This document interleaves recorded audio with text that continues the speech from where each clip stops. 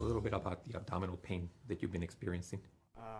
Your learning objectives for mastering the abdomen examination are to inspect for symmetry, scars, and striae, to auscultate bowel sounds, percuss the liver, and measure its span. You will perform light and deep palpation of the abdomen and palpate the liver edge.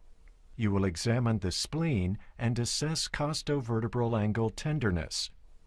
You should be skilled at assessing for guarding and rebound tenderness, and be able to listen for and identify abdominal and inguinal bruits. Common or concerning symptoms relating to the abdomen and which are specific to gastrointestinal disorders include indigestion, nausea, vomiting, hematemesis, abdominal pain, dysphagia and odenophagia, change in bowel function, constipation or diarrhea, and jaundice. Common or concerning symptoms relating to the abdomen and which are specific to urinary and renal disorders include suprapubic pain, dysuria, urgency or frequency, hesitancy, decreased stream in males, polyuria or nocturia, urinary incontinence, hematuria, kidney or flank pain, and ureteral colic. Eliciting the patient's concerns before the examination makes your examination more efficient and more reassuring to the patient. Before beginning, let's review the anatomy of the abdomen. The abdominal wall extends from the rib cage above to the pelvis and inguinal ligaments below.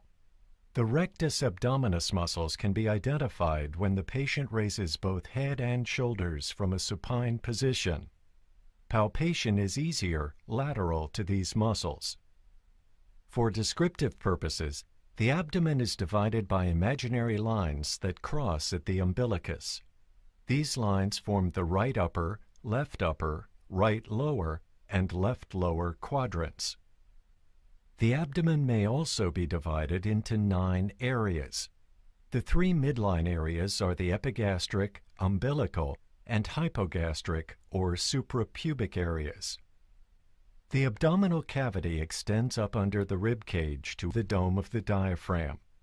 Most of the liver and stomach, and usually all of the spleen, are within the abdominal cavity.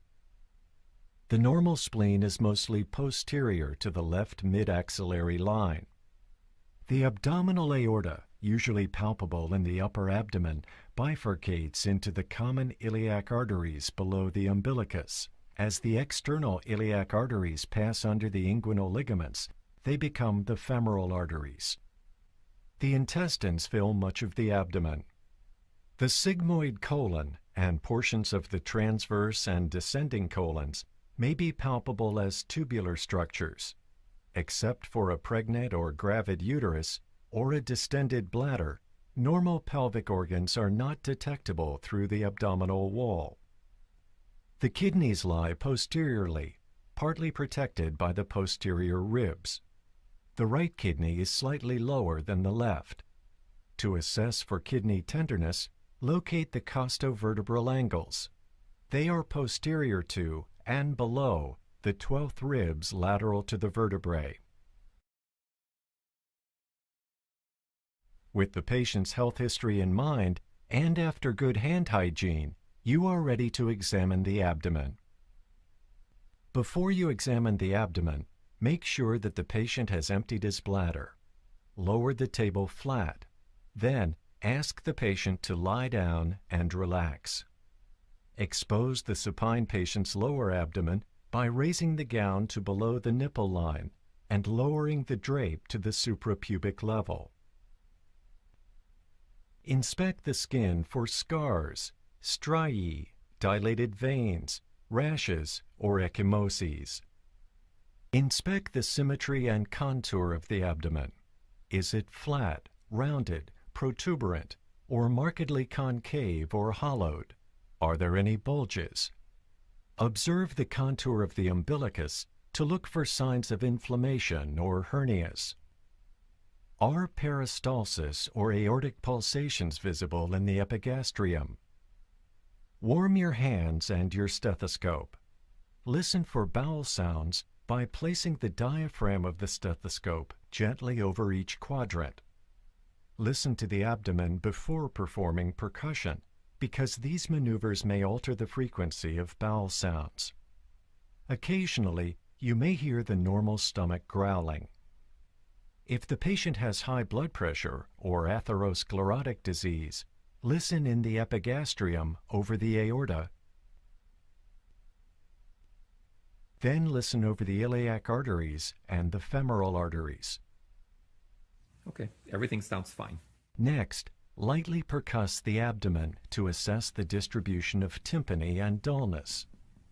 Tympany is a high-pitched musical sound that indicates a hollow space filled by air or gas in the stomach or intestine.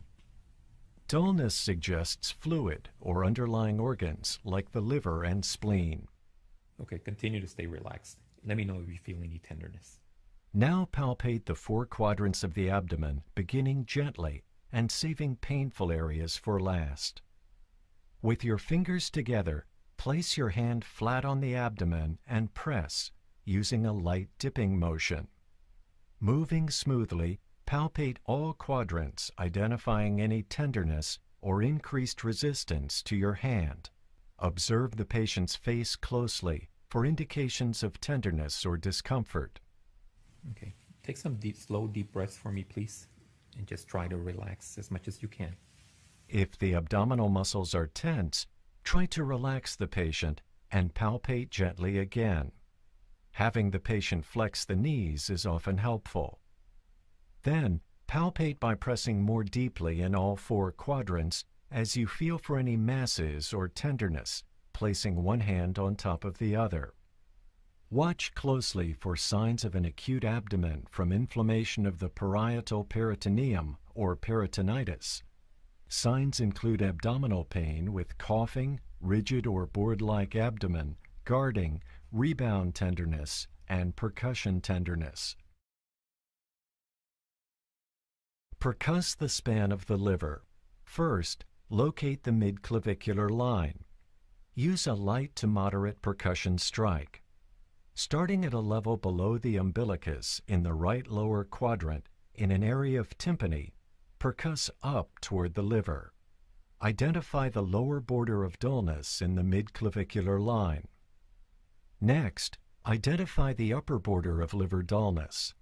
Starting at the nipple line, lightly percuss from lung resonance down toward liver dullness. Measure the span of liver dullness between those 2 points. The normal liver span in men is shown here, and it is generally greater in men than in women. To palpate the liver, place your left hand behind the lower thorax, lifting up the 11th and 12th ribs overlying soft tissues. Place your right hand just below the right upper quadrant, lateral to the rectus abdominis muscles, and well below the lower border of liver dullness. Breathe deeply for me, please. Press gently into the abdomen, and as the patient breathes in deeply, try to feel for the liver edge as it moves down to meet your fingertips.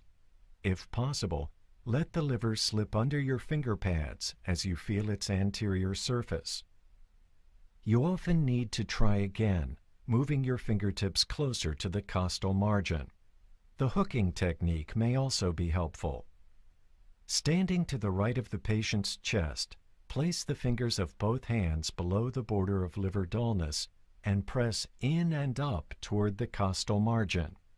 Ask the patient to take another deep breath.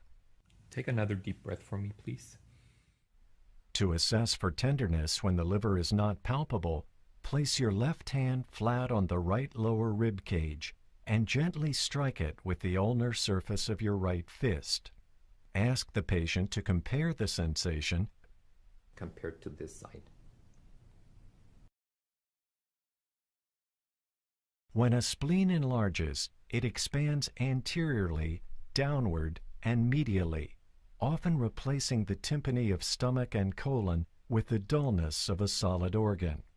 It then becomes palpable below the costal margin. To palpate the spleen to assess its size, reach over and around the patient with your left hand to support the left lower posterior rib cage and overlying structures. Place your right hand below the left costal margin and press in with your fingers toward the spleen. Take another deep breath. When the patient takes a deep breath, try to feel the spleen as it comes down to meet your fingertips. The tip of the spleen is palpable in only 5% of normal adults.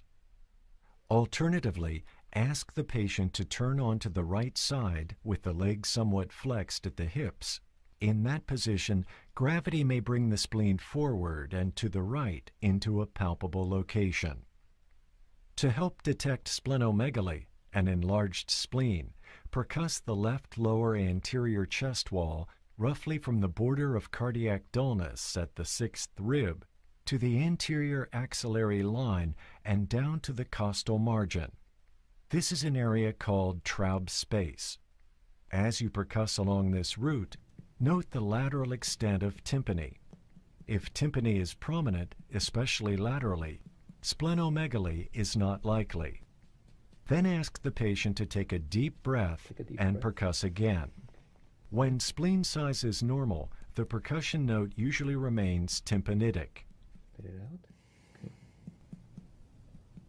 When the spleen is enlarged, tympany often changes to dullness.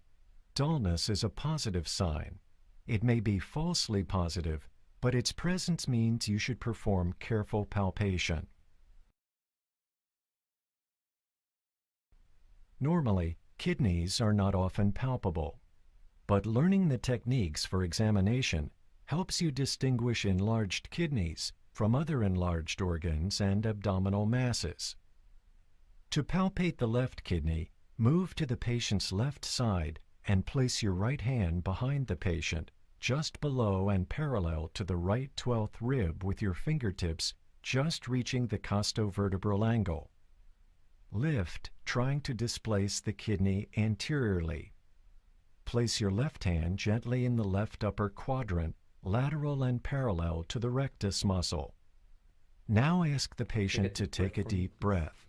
At the peak of inspiration, press your left hand firmly and deeply into the left upper quadrant, just below the costal margin, and try to capture the kidney between your hands. Ask the patient to breathe out and then stop breathing. And hold your breath. Slowly release the pressure of your left hand, feeling at the same time for the kidney to slide back into its expiratory position. If the kidney is palpable, assess its size, contour, and any tenderness. To capture the patient's right kidney, return to the patient's right side and use your left hand to lift up from the back and your right hand to feel deep in the right upper quadrant. Proceed as before. A normal right kidney may be palpable, especially when the patient is thin and the abdominal muscles are relaxed. Okay, I'm going to examine the aorta for you. Can you take a deep breath in slowly and let it out for me? To assess the aorta, press the upper abdomen slightly left of midline and feel for the aorta's pulsations. Now, try to assess the width of the aorta, especially in older smokers at risk for abdominal aortic aneurysm. Pressing gently with a hand on each side of the aorta, try to estimate its width. Normally, it should be less than 3 centimeters. Okay, we're almost done. Now, if I can get you to sit up for me, please. With the patient sitting up, assess for costovertebral angle tenderness, or CVAT, seen in pyelonephritis. Place the ball of your left hand on each costovertebral angle in turn and strike it with the ulnar surface of your fist. Normally, there is no tenderness over normal kidneys. With practice, you will also be able to utilize special techniques for assessing possible ascites, including percussing outward in several directions from the central area of tympany. 2 additional techniques are testing for shifting dullness, percussing the border of tympany and dullness with the patient supine, then turning the patient onto one side and percussing again. And testing for a fluid wave by tapping one flank sharply with your fingertips while you feel on the opposite flank for an impulse transmitted through the fat. Individuals with more body fat will need 2 sets of hands for this test. You should also be able to assess for possible appendicitis by searching carefully for an area of local tenderness called McBurney's point, which lies 2 centimeters from the anterior superior spinous process of ilium on a line drawn down from the umbilicus. For all your findings, a clear, well-organized clinical record, employing language that is neutral, professional, and succinct, is one of the most important adjuncts to patient care. The abdomen is protuberant with active bowel sounds. It is soft and non-tender. No masses or hepatosplenomegaly. The liver span is 7 centimeters and in the right MCL. The edge is smooth and palpable 1 centimeter below the right costal margin. After practice and further review of this video, make sure you have mastered the learning objectives for examining the abdomen.